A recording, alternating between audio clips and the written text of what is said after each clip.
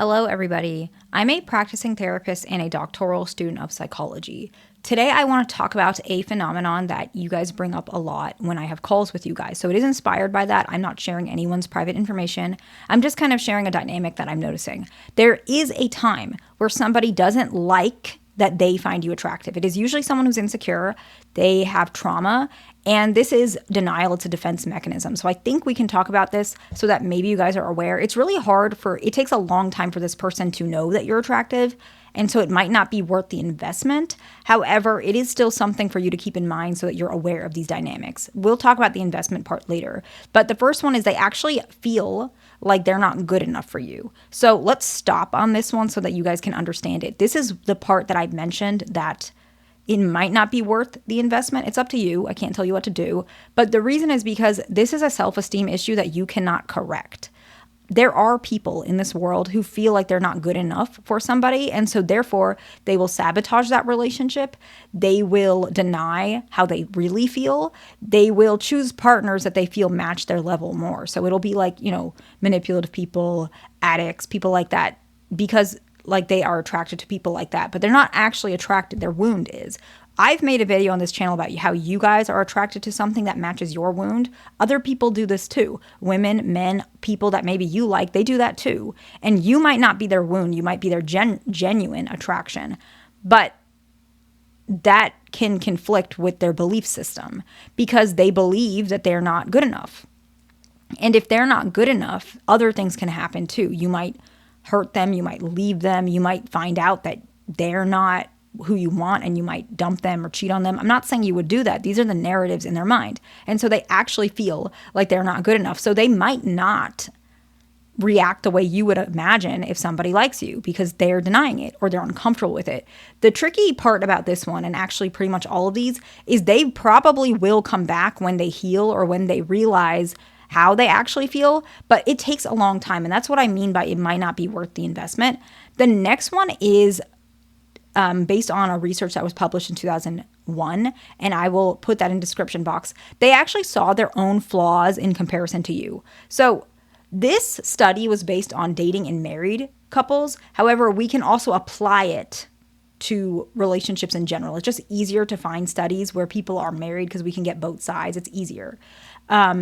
Basically, this research found that people with lower self-worth often feel they don't truly measure up to their partner, and it creates a lot of issues. In fact, the issues are so significant it can destroy relationships. Even when their partner genuinely values and loves them, this individual underestimates the love and assumes they were less worthy or valuable, and to such a point where they might be the one that steps out of the relationship. They might be the one that creates issues in the relationship. And what we found, the researchers say and show in this research, that self-doubt cause people to feel inferior to their partner, question why their partner loves them, fear rejection, minimize positive reassurance, and then experience lower relationship satisfaction through the relationship. And so all of this combined would make this person feel at one point like they don't want to admit how they really feel about a person, especially if you guys are not married or not in a relationship.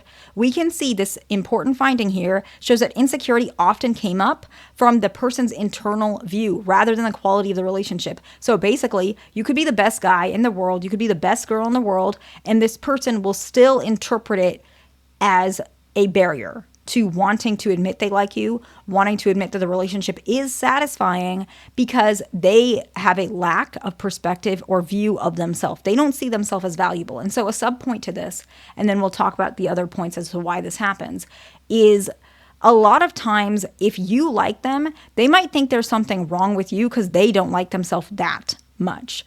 And so they'd rather date somebody who is unavailable or doesn't like them because they think that's valuable. That's what they think is valuable. So if you don't know the value of something, you don't really understand how, like you wouldn't understand. I'm trying to explain something. Okay. I'm going to explain a financial value thing. Like I'm just kind of lost for words, but this is how I think about it. Okay. Let's say somebody wants to buy a brand new car outright, or let's say they want to finance it. And the car is like, let's just say it's $100K. That's the car, okay? They think it's valuable because they don't understand the value of cars. Like, cars depreciate. Most cars do, my understanding, okay? And a 100K car is not going to stay 100K. It like decreased like the second you sat in it, like the second you bought it, right? It's decreasing like as the days go on, that car, right? Because a lot of dealerships, they need a quick turnaround to make a profit. And so I'm basing it on that. Other people might realize, okay, the 2007 car that is used doesn't have that much miles on it. That's a pretty good deal. And it's, let's say, a good price. That is more valuable because you can do the same thing with both of them. But one, you just lose less money. A person who understands finances and is, they're specific about their finances, they will understand that that car actually has more value because it saves them money. It probably saves them time to some extent. Let's say they know how to repair it or the parts are cheap in comparison to this expensive car. Maybe the parts are more exotic. Maybe it's more difficult in that way. The repairs are more expensive. This car actually, it costs more upfront, and it also creates a lot of issues later on. Depends, right? These are hypothetical cars, right? So the reason why I bring that up is because if a person has no idea about these types of things, they might not have a clue of that scenario. Similarly, a woman or man who doesn't understand the value of relationships and what relationships look like and how love is supposed to feel, they're going to diminish or discount or judge someone who's driving a car, right? They're going to be like, oh, this person is cheap. This person doesn't know anything about cars. Where actually this person is very well off. They understand the value of money. They're not going to buy a car that basically burns holes in their pockets, right? But a person who doesn't understand that, they're going to think the other person is more rich or whatever. And so the reason why I apply that, I don't know if it fits, I don't know if that made sense to you guys, but to me, the reason why it applies is because a person who doesn't understand love and the value of themselves and how things are supposed to be, they're going to think the guy who doesn't like them is valuable, when in actuality, he is probably not a good guy and you're a better guy. But only people who understand love and the true value of love will see that. So it's not you. It's this person's lack of knowledge of love and relationships. I really apologize for that tangent. It was just something that I really felt like may help somebody. The next one is they're afraid one day you will see them for who they really are, which might not be bad, but remember, they have a low self-worth of themselves, and then you'll leave. And they feel like that is inevitable, which is why they deny their attraction towards you.